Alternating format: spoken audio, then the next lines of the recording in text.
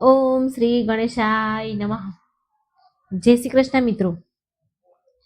એકાદશી માતાની આજે આપણે વાર્તા સાંભળીશું. બે ડોસીમાની એક કથા છે આ. લાલચના કારણે એક ડોસીમાને પિચાસીઓની મળી અને એક ડોસીમાને વૈકુંઠ મળ્યું. તો ખૂબ સુંદર મજાની કથા મિત્રો પૂરા મનથી સાંભળજો. ઓમ શ્રી કૃષ્ણ વાસુદેવાય હરિયે પરમાત્મને પ્રણતઃ ક્લેશનાશાય ગોવિંદાય નમો નમઃ. એક ડોસીમાં અને તેની એકાદશીની કથા. પૂરી શ્રદ્ધા પ્રસન્ન ચિત્તમનથી આ વાર્તા સાંભળજો. જો વિડીયો સારો લાગે તમને તો લાઈક કરજો, શેર કરજો ને આ ચેનલને સબસ્ક્રાઈબ કરવાનું બિલકુલ ન ભૂલશો.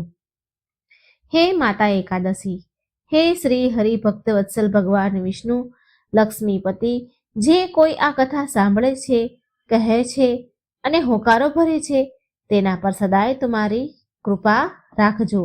સુખ સંપત્તિ સારું આરોગ્ય પ્રદાન કરજો ભક્તોને, એવી મારી પ્રાર્થના સાથે આ કથા કહેવા હું જઈ રહી છું. બહુ સમય પહેલાની વાત છે. એક ગામમાં એક ડોસીમાં રહેતા હતા. એ ડોસીમાં બહુ જ ગરીબ હતા. એનું નામ હતું સાવિત્રી. સાવિત્રી ડોસીમાં મહેનત મજૂરી કરીને પોતાનું પેટ ભરતા હતા. તેના રહેવા માટે એક નાની ઝૂંપડી હતી. તેમાં એ જીવન વિતાવી રહ્યા હતા. બિચારા સાવિત્રીનું તો આ દુનિયામાં કોઈ જ ન હતું. એ બહુ ગરીબ હતા અને ગરીબીમાં તેના દિવસો વીતી રહ્યા હતા. પણ એ દિલના સાચા હતા. જે પણ કોઈ પણ કામ બતાવે, ગામનું કે આજુબાજુનું જે કોઈ કામ બતાવે એ બધું કામ કરી દે. કેમ કે વિચારીનું આ કોઈ હતું જ નહીં, પોતાનું તો હતું જ નહીં. જે લોકો તેને મહેનત મજૂરીના પૈસા આપે એનાથી જ એના ઘરનું ગુજરાન ચાલે. ગુજરાન ચલાવતા હતા આ બધા કામકાજ કરી. એક વારની વાત છે. એના ગામમાં કાશી બનારસથી એક સાધુ મહાત્મા પ્રવચન આપવા માટે આવ્યા હતા. બધા ગામના લોકો સાધુ મહાત્માના વચન સાંભળવા માટે ગામમાં જવા લાગ્યા. પ્રવચન પતી ગયું એટલે બધા પોતપોતાના ઘરે જવા લાગ્યા. પ્રવચન સાંભળી બધા લોકો ઘરે ગયા અને આડોશ પાડોશમાં બધા ઘરે સાધુના પ્રવચનોની વાતો કરવા લાગ્યા. તો સાવિત્રીએ પણ એક દિવસ સાંભળ્યું કે એના ગામમાં બહુ વિદ્વાન સાધુ મહારાજ આવ્યા છે, પ્રવચન સંભળાવે છે, સારું જ્ઞાન આપે છે. તો એના મનમાં પણ જિજ્ઞાસા જાગી કે એ પણ મહાત્મા પાસે જઈને પ્રવચન સાંભળશે અને એના જીવનને સુધારશે. એના જીવનને સુધારવા માટે કોઈ ઉપાય પૂછશે. હવે તો હું વૃદ્ધ થઈ ગઈ છું, પણ કમસે કમ આ જન્મ ના સહી, મારો આગલો જન્મ તો સુધરી જાય, માટે હું સાધુ પાસે જરૂર જઈશ. સાવિત્રી ડોસીમાએ આવું વિચાર્યું. હવે સાવિત્રી ડોસીમા સાધુ પાસે પ્રવચન સાંભળવા જાય છે અને ત્યાં મહાત્મા બહુ સુંદર પ્રવચન આપી રહ્યા હતા, સુંદર જ્ઞાન આપી રહ્યા હતા અને સાવિત્રી ડોસીમા બહુ ધ્યાનથી એ સાધુ મહારાજનું જ્ઞાન સાંભળી રહ્યા હતા, પ્રવચન સાંભળી રહ્યા હતા. જ્યારે પ્રવચન સમાપ્ત થઈ ગયું તો ગામના બધા લોકો પોતપોતાના ઘરે ગયા. પણ ડોસીમાં પ્રવચન પૂરા થયા પછી પણ એ મહાત્મા પાસે બેસી ગયા, હાથ જોડીને પ્રણામ કર્યા, એની પાસે બેસી ગયા. મહાત્માએ જ્યારે ડોસીમાને જોયા તો એ સમજી ગયા કે આ બહુ દુઃખી છે. મહાત્મા સાવિત્રીને કહે છે, ડોસીમા બોલો, શું કામ છે તમારે? તમે આટલા દુઃખી કેમ છો? કઈ વાતનું દુઃખ છે તમને? તો સાવિત્રી ડોસીમા બોલ્યા. સાવિત્રી ડોસીમાના તો આંખમાં આંસુ આવી ગયા. રડતા રડતા બોલ્યા, હે મહાત્મા, હું તમને શું કહું, શું બતાવું? મારા દુઃખ તો બહુ છે. મારા દુઃખનો તો કોઈ અંત જ નથી. મારા દુઃખ બહુ વધારે છે. મનુષ્ય એકવાર અગ્નિમાં કૂદીને તો બચી જાય છે, પણ મારા દુઃખનો તો પ્રભુ કોઈ અંત જ નથી. મેં જ્યારથી જન્મ લીધો છે ત્યારથી મારી જિંદગીમાં દુઃખ જ દુઃખ છે. જ્યારે હું જન્મી ત્યારે મારા માતા પિતા સ્વર્ગવાસી થઈ ગયા અને કાકા બાપાના ઘરે રહીને હું મોટી થઈ. કાકા બાપાએ મને પાળી પોસીને મોટી કરી અને રૂખું સૂખું રોટલો ખાઈને હું રહેતી હતી. રૂખો સૂખો રોટલો ખવડાવી અને ઘરના કામ મારી પાસે બધા કરાવતા હતા. સાવકા જેવો પારકા જેવો વ્યવહાર કર્યો કાકા બાપાએ, અને જ્યારે હું મોટી થઈ ત્યારે મારા લગ્ન કરાવી દીધા. મારા દુર્ભાગ્યએ તો અહીં પણ સાથ ન છોડ્યો. એક જ વર્ષમાં મારા પતિનું મૃત્યુ થયું, અને સાસરીવાળાએ મારા પતિના ગુજરી ગયા બાદ મને ધક્કો મારીને ઘરેથી બહાર કાઢી મૂકી. કેમ કે પતિના ગુજરી ગયા બાદ મારા માટે એ લોકોના મનમાં, એમના ઘરમાં કઈ જગ્યા જ ન હતી. એ મને એક બોજ સમજવા લાગ્યા. એટલે એ મારાથી છુટકારો મેળવવા માંગતા હતા. પછી હું રડતા રડતા મારા પિયર ચાલી ગઈ. મારા પિયરમાં પણ મને મારા કાકા મોટા બાપાએ ન રાખી. હું તો એમ વિચારીને મારા પિયર ગઈ હતી કે લગ્ન પહેલા પણ હું એના કામકાજ કરીને જેમ કે તેમ રહેતી તો હતી. મને રાખી તો લેશે ને, અને મને આશરો મળી જશે. ભલે જે કામ કરાવે એ હું કરી લઈશ, આમ વિચારીને હું ગઈ હતી. પણ મારા કાકા બાપાએ મને રાખી નહીં, મને કલંકીની કહીને ઘરેથી નીકાળી દીધી. મને કોઈ જ રાખવા માટે તૈયાર ન હતું. માટે હે મહાત્મા, મેં આખી જિંદગી પૂરી મહેનત મજૂરી કરીને મારું પેટ ભર્યું. મહાત્માજી, આ આખી દુનિયામાં મારું કોઈ જ નથી જેને હું મારું કહી શકું, જેને હું મારા પોતાના કહી શકું. આમ આટલું બોલી સાવિત્રી ડોશીમાં તો ધ્રુસકે ને ધ્રુસકે રડવા લાગ્યા અને કહે છે, મહાત્માજી, આ જીવન તો મેં જેમ તેમ દુઃખમાં વિતાવી દીધું, પણ હું ઈચ્છું છું કે મારો આગલો જન્મ સુધરી જાય. આના માટે તમે મને કોઈ વ્રત ઉપવાસ બતાવો જેનાથી મને સદગતિ મળે. ગાયત્રી ડોશીમાની વાત સાંભળીને મહાત્માજી ડોશીમાને કહે છે કે માજી, તમે એકાદશીના ઉપવાસ કરો, ભગવાન વિષ્ણુ અને માતા લક્ષ્મીનું પૂજન કરો. 26 એકાદશીના ઉપવાસના વ્રત કરશો, પછી તમે એનું ઉદ્યાપન ઉજવણું કરજો. એકાદશીના વ્રત કરવાથી તમારા બધા દુઃખ દૂર થઈ જશે, તમારો આગલો જન્મ પણ સુધરી જશે અને તમને સદગતિ મળશે. ડોશીમાએ મહાત્માજીને કહ્યું, હે મહાત્માજી, એકાદશીનું વ્રત ક્યારે કરવામાં આવે છે અને આ વ્રત કેવી રીતે કરવામાં આવે છે એ મને બતાવી દો.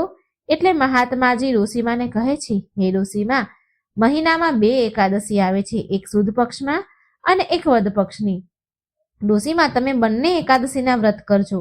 જે પણ તમારાથી બને એટલું દાન પુણ્ય કરજો, અને જ્યારે તમારા એકાદશીના વ્રત પૂરા થઈ જાય તો એનું ઉદ્યાપન કરજો.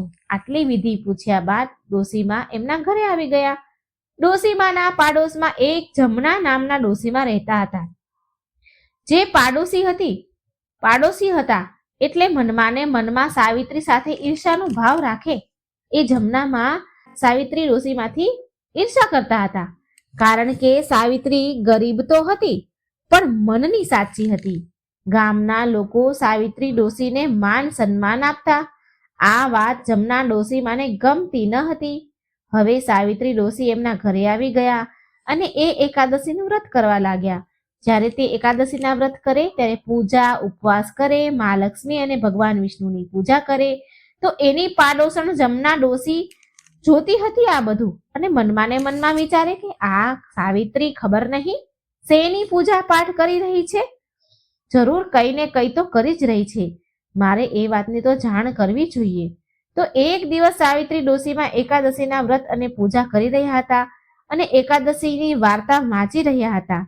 તો તેની પાડોશણ જમના ડોશી એની પાસે આવી અને કહેવા લાગ્યા, અરે બહેન, આ શું કરી રહ્યા છો? ક્યાં વ્રત ઉપવાસ કરી રહ્યા છો અને ક્યાં દેવતાનું પૂજન કરી રહ્યા છો? મને કહો. ત્યારે સાવિત્રીએ જમના માને કહ્યું, બહેન, હું તો એકાદશીનો ઉપવાસ કરું છું, ભગવાન વિષ્ણુ અને માતા લક્ષ્મીનું પૂજન કરું છું. આ વ્રતને કરવાથી આપણો આગલો જન્મ સુધરી જાય છે અને મર્યા બાદ મોક્ષ મળે છે અને જીવનભરના પાપ ધોવાઈ જાય છે. ઘરમાં ધન ધાન્યના ભંડાર ભરાઈ જાય છે. મૃત્યુ બાદ સ્વર્ગની પ્રાપ્તિ થાય છે. આ સાંભળી જમના ડોશી બોલી, સાવિત્રી બહેન, આ વ્રત કેવી રીતે કરવામાં આવે છે? મને પણ આ વ્રતની વિધિ કહો. એટલે સાવિત્રી ડોશીમાં બોલ્યા કે બહેન, મહિનામાં 2 વાર એકાદશી આવે છે, એક વદ પક્ષ અને એક સુદ પક્ષની. આ બંને એકાદશીએ ઉપવાસ કરવો પડે છે. આ એકાદશીના વ્રતમાં અન્ન ન ખાવું જોઈએ, ભગવાન વિષ્ણુ અને માતા લક્ષ્મીનું પૂજન કરવું, ઘીનો દીવો કરવો અને રાત્રે જાગરણ ભજન કીર્તનમાં વિતાવી રાતે જાગરણ કરવું.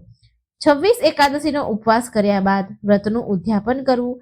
ઉદ્યાપનમાં જે 26 એકાદશી હોય છે, જ્યારે અધિક માસ હોય છે ત્યારે 26 એકાદશી હોય છે, એટલે 26 જોડી બ્રાહ્મણોને જમાડવા. પોતાના સામર્થ્ય અનુસાર દાન દક્ષિણા દેવી. એટલે જમનામાં કહે છે, બહેન તમને આ વ્રત કોણે બતાવ્યું? એટલે સાવિત્રી ડોશીમાં બોલ્યા કે જમના બહેન, આપણા ગામમાં મહાત્માજી આવ્યા હતા પ્રવચન દેવા, જ્ઞાન આપવા. તેમણે મને આ વિધિ કહી છે અને એ જ વિધિ મેં તમને કહી છે. બહેન તમે પણ એકાદશીના વ્રત કરો અને તમારું જીવન સુધારી લો. આ સાંભળી જમના ડોશી એના ઘરે પાછા ચાલ્યા ગયા. પાછો કોઈ પ્રશ્ન જમના ડોશીમાના મનમાં આવ્યો અને પાછા તે સાવિત્રી ડોશીમા પાસે આવ્યા અને પૂછ્યું કે સાવિત્રી બહેન, તમારી કેટલી એકાદશી થઈ છે?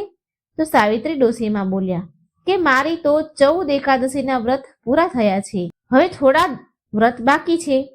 એ દિવસથી જ જમના ડોશીમા સાવિત્રીમાં સાથે એકાદશીના ઉપવાસ કરવા લાગ્યા. ભગવાન વિષ્ણુ અને માતા લક્ષ્મીનું પૂજન કરવા લાગ્યા, કારણ કે જમના માનું મન તો એક જગ્યાએ ટકતું જ ન હતું. એ તો માત્ર દેખાદેખીમાં સાવિત્રીમાં સાથે દેખાદેખી કરવા માટે એકાદશીનું વ્રત કરતા હતા, કેમ કે સાવિત્રીનું માન સન્માન વધી રહ્યું હતું અને તેના ઘરમાં ધનની કમી ન રહી હતી. તેનું ગુજરાન પણ સારી રીતે થવા લાગ્યું હતું. ભગવાનની કૃપા તેના પર વરસવા લાગી. આ બધું જોઈ જમનામાં વિચાર કરવા લાગ્યા કે હું જો ઉપવાસ કરીશ તો ભગવાનની કૃપા મારા ઉપર પણ થશે. તેના મનમાં ક્યાંક ને ક્યાંક લાલચ હતી. હવે જ્યારે સાવિત્રી માની 26 એકાદશીના વ્રત પૂરા થઈ ગયા તો તે દિવસે સાવિત્રી ડોશીમાએ એકાદશીના વ્રતનું ઉદ્યાપન ઉજવણું કરી રહ્યા હતા. એ ગામમાંથી 26 બ્રાહ્મણોને જમવાનું નોતરું આપીને આવ્યા અને સાવિત્રી ડોશીમાએ તેના પૂરા આંગણાને ગાયના છાણથી લીપી દીધી. પછી તેણે શુદ્ધ શાકાહારી ભોજન બનાવ્યું. ભોજન બનાવ્યા બાદ પૂજા પાઠ કરી. પછી જે બ્રાહ્મણોને નિમંત્રણ આપ્યું હતું તે ભોજન માટે આવ્યા, બોલાવ્યા તો ભોજન માટે આવ્યા. બ્રાહ્મણોને ભોજન કરાવ્યું તેમની પત્નીઓ સાથે. પછી ડોશીમાએ તેને આદર સન્માન આપ્યા, સરસ જમાડ્યા, આદર સન્માન આપ્યા, પ્રેમથી ભોજન કરાવ્યું, પીરસ્યું, પ્રેમથી ખવડાવ્યું. હવે ભોજન કરાવ્યા બાદ તેના સામર્થ્ય અનુસાર અન્ન, વસ્ત્ર, પૈસા દાન આપ્યા. હવે જો જમના ડોશી હતા એ સવારથી સાવિત્રીની ઝૂંપડી તરફ જોઈ રહ્યા હતા. એની નજર તો ત્યાં જ ટકેલી હતી. એ મનમાં વિચાર કરવા લાગ્યા કે આજ તો મારી પાડોશણ સાવિત્રીના 26 એકાદશીના વ્રત પૂરા થઈ ગયા છે. હવે મને કોણ એકાદશીની કથા સંભળાવશે અને કોણ મને એકાદશીના વ્રતની પૂજા કરાવશે? એ દિવસે જમના માનું મન દુઃખી થઈ રહ્યું હતું. તેને એ દિવસે ઊંઘ પણ ન આવતી હતી. ત્યારે અડધી રાત્રે એ જુએ છે કે સાવિત્રી માના આંગણામાં બહુ પ્રકાશ પડી રહ્યો છે અને જમના મા તેની ઝૂંપડીમાંથી નીકળીને જોવા લાગ્યા. જમના માએ જ્યારે જોયું તો તેને વિશ્વાસ ન થયો કે સાવિત્રી ડોશીમાને લેવા માટે એક વિમાન આવ્યું છે. સાવિત્રી માં દિવ્ય વસ્ત્ર અને દિવ્ય આભૂષણ પહેરીને વિમાનમાં બેસી ગઈ. આ જોઈને ડોશી જમનાના મનમાં તો લાલચ આવી ગઈ. એને વિચાર્યું કે મારી પાડોશણને લેવા માટે દેવદૂત વિમાન લઈને આવ્યા છે તો સ્વર્ગ ચાલ્યા જશે અને હું અહીં એકલી રહી જઈશ. મારે પણ આ વિમાનમાં લટકીને ચાલ્યું જવું જોઈએ. હવે જે જમનામાં હતા તે ધાબળો ઓઢીને આવ્યા અને એ ચૂપચાપ સંતાઈને આવ્યા અને વિમાનની પાછળ લટકી ગયા.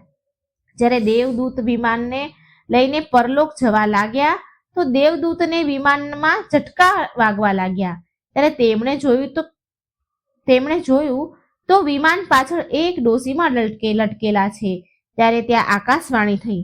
આકાશવાણી એવી થઈ કે આ ડોશીના મનમાં લાલચ જાગી છે. તેને હજી સુધી 26 એકાદશીના વ્રત પૂરા નથી કર્યા, માટે તેને સ્વર્ગ ન મળી શકે. ત્યારે દેવદૂતોએ જમના ડોશીમાને નીચે ધક્કો મારીને પાડી દીધા. જ્યારે જમના માં નીચે પડ્યા તો એક વડના ઝાડ ઉપર પડ્યા, જેનાથી એના પ્રાણ નીકળી ગયા. હવે જમના ડોશીના પ્રાણ તો નીકળી ગયા પણ એની આત્માને મુક્તિ ન મળી, કેમ કે એના મનમાં લાલચ હતી. તેને શ્રદ્ધા ભાવથી એકાદશીનું વ્રત ન કર્યું હતું એ તો માત્ર સાવિત્રી ડોશીને જોઈને દેખાદેખીમાં વ્રત કરતા હતા. એ કરે એવું હું કરું તો મને પણ ગામવાળા માન આપે, મારા ઘરમાં પણ ધન ધાન્ય આવે. તેની અંદર ઈર્ષાનો ભાવ હતો, માટે જમનામાં મર્યા તો તેને મુક્તિ ન મળી અને એ પીપળાના ઝાડ પર પ્રેત એટલે કે પિચાસણી બનીને રહેવા લાગ્યા. મર્યા બાદ તેને પિચાસની યોની મળી અને આ બાજુ વિમાન સાવિત્રી ડોશીમાને લઈને સ્વર્ગમાં ચાલ્યું ગયું. આવી રીતે સાવિત્રી માને સાચી શ્રદ્ધા લગ્નથી એકાદશીના વ્રત કરવાના કારણે તેને સ્વર્ગલોકની પ્રાપ્તિ થઈ. હવે આ બાજુ જમના ડોશીમાં પિશાચ બનીને ઝાડ પર રહેવા લાગ્યા અને ધીરે ધીરે સમય વીતવા લાગ્યો. હવે પિશાચની યોનિમાં અને એને બહુ જ કષ્ટ મળી રહ્યા હતા. હવે એક વારની વાત છે કે ગામની અમુક સ્ત્રીઓ એકાદશીના વ્રત કરતી હતી, માટે એકાદશીના દિવસે સ્નાન કરવા માટે ગંગા ઘાટ પર આવી. એ જ ગંગાના ઘાટ પર વડનું એક ઝાડ હતું. એ ઝાડમાંથી અમુક અજીબ અજીબ અવાજ આવતા હતા. સ્ત્રીઓએ એ અજીબ અજીબ અવાજ સાંભળ્યો. ગામની સ્ત્રીઓએ અવાજને સાંભળીને ડરી ગઈ અને બોલી કે ચાલો ચાલો બહેનો, પાછા ચાલો અહીંથી. લાગે છે કે વડના ઝાડ પર કોઈ ભૂત પ્રેત ડાકણ કે હોય એવું લાગી રહ્યું છે, કોઈ પિચાસ હોય એવું લાગે છે. તો એમાંથી એક સ્ત્રી હિંમત કરીને બોલી, અરે એ આપણું શું બગાડી લેશે? એ શું ભગવાનથી મોટું છે કઈ?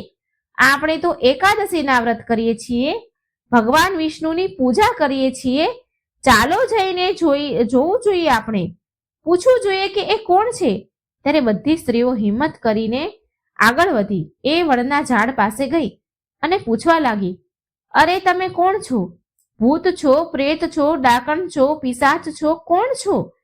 અમારાથી તમને શું જોઈએ છે? ત્યારે એ પિશાચની બનેલી જમના ડોશી બોલ્યા, બહેનો, હું આ ઝાડ પર રહું છું અને પિશાચની યોનિમાં છું. પછી જમના માએ તેની પૂરા જીવનની ઘટના એ સ્ત્રીઓને કહી સંભળાવી. કેવી રીતે તેણે એકાદશીનું વ્રત કર્યું અને કેવી રીતે વિમાનમાં લટક્યા અને દેવદૂતોએ એમને ધક્કો મારીને નીચે પાડ્યા. આ બધી જ ઘટના સ્ત્રીઓને સંભળાવી. આ સાંભળીને એ સ્ત્રીઓ બોલી કે તમે પિચાસીઓનીમાં દુઃખ ભોગવી રહ્યા છો, પણ તમારે અમારી પાસેથી શું જોઈએ છે? ત્યારે જમનામાં બોલ્યા, બહેનો, તમે મને મુક્તિ અપાવી શકો છો જો તમે મને તમારી એકાદશીના વ્રતના ફળ મને આપશો તો મને મુક્તિ મળી જશે. ત્યારે એ સમયે 12-13 સ્ત્રીઓ હતી ત્યાં. તેમાંથી એક સ્ત્રી બહુ સમજદાર, વ્યવહારિક, જ્ઞાનવાળી હતી, બહુ પૂજા પાઠ કરનારી, સત્સંગ કરનારી હતી. એણે તેની સાથે આવેલી બહેનોને કહ્યું, અરે બહેનો, જો આપણા વ્રતના ફળ આપવાથી આ પિશાચનીને મુક્તિ મળી જાય છે તો આપણે આ ધર્મનું કામ જરૂર કરવું જોઈએ. આ તો મોટા ધર્મનું કામ છે. આપણે આ કામથી પાછળ ન હટવું જોઈએ. જો આપણે આજે આ ધર્મનું કામ કરીશું તો આ બિચારીને મુક્તિ મળી જશે અને આપણને આનું પુણ્ય ફળ મળશે. પછી સૌભાગ્યવતી સ્ત્રીઓએ ગંગાજીના ઘાટ પર સ્નાન કર્યું અને ભગવાન વિષ્ણુ અને મા લક્ષ્મીની પૂજા કરી. અને જે માઘ માસની જે જયા એકાદશી હતી તો તેમણે હાથમાં જળ લીધું, ડાભ લીધો અને તલ લઈને તેમની એકાદશીના વ્રતનું ફળ, પુણ્ય ફળ એ પિશાચની બનેલા જમના માને સોંપી દીધું, અર્પણ કરી દીધું, જેનાથી પિશાચ યોનિમાંથી જમના માને મુક્તિ મળી ગઈ. જમના માએ પિશાચની યોનિમાં દેહ ત્યાગીને સુંદર દિવ્ય દેહ ધારણ કરીને કિંમતી અલૌકિક આભૂષણ પહેરીને જતા પહેલા એ બધી સુહાગણ સ્ત્રીઓને પુત્રવતી, ધનવતી અને સૌભાગ્યવતી થવાના આશીર્વાદ આપીને તેમની પ્રદક્ષિણા કરીને જમનામાં વિમાનમાં બેસીને દેવલોક ચાલ્યા ગયા. અને આ કારણે એ બધી સ્ત્રીઓ બધા સુખોથી પરિપૂર્ણ થઈ અને તેમના જીવનમાં ખુશહાલી આવી. જેને પુત્ર સંતાન ન હતા તેમને સંતાન થયા, જેના ઘરમાં અન્નધન ન હતા તેમને અન્નધનના ભંડાર ભરાઈ ગયા. અને પછી એ બધી સ્ત્રીઓ સમસ્ત સુખને ભોગવીને મૃત્યુ બાદ વિષ્ણુ લોકને પ્રાપ્ત થઈ. તો મિત્રો, આ હતી એકાદશીના વ્રતનો મહિમા. હે ભગવાન વિષ્ણુ, હે મા લક્ષ્મી, જેવી તમે સાવિત્રી મા પર કૃપા કરી અને સ્વર્ગની પ્રાપ્તિ થઈ તેવી બધાની મનોકામના પૂરી કરજો. જેવી તમે જમના માને પિશાચ યોનિમાં મુક્તિ આપી એવી જ રીતે આ કથા કહેનાર અને જે આ કથા સાંભળી રહ્યા છે, હોકારો ભરી રહ્યા છે તેમની બધી જ મનોકામના પૂરી કરજો, તેમના બધા પાપ નષ્ટ કરજો અને સદબુદ્ધિ આપજો. તેમના ઘર ધન ધાન્યથી પુત્ર પૌત્રથી ભરી દેજો, સારું આરોગ્ય આપજો. જય ભગવાન વિષ્ણુ, જય મા લક્ષ્મી. મિત્રો, આ પવિત્ર કથા છે, જેટલી શેર કરો એટલી બીજાને સાંભળવા મળશે અને આપણને પુણ્ય ફળ મળશે. તો વિડીયોને લાઈક કરજો, શેર કરજો અને ચેનલને સબસ્ક્રાઇબ કરજો. કમેન્ટ બોક્સમાં ભગવાનનું નામ લખી ભક્તિ વ્યક્ત જરૂર કરજો. જય શ્રી કૃષ્ણ. રાધે રાધે. Thank you.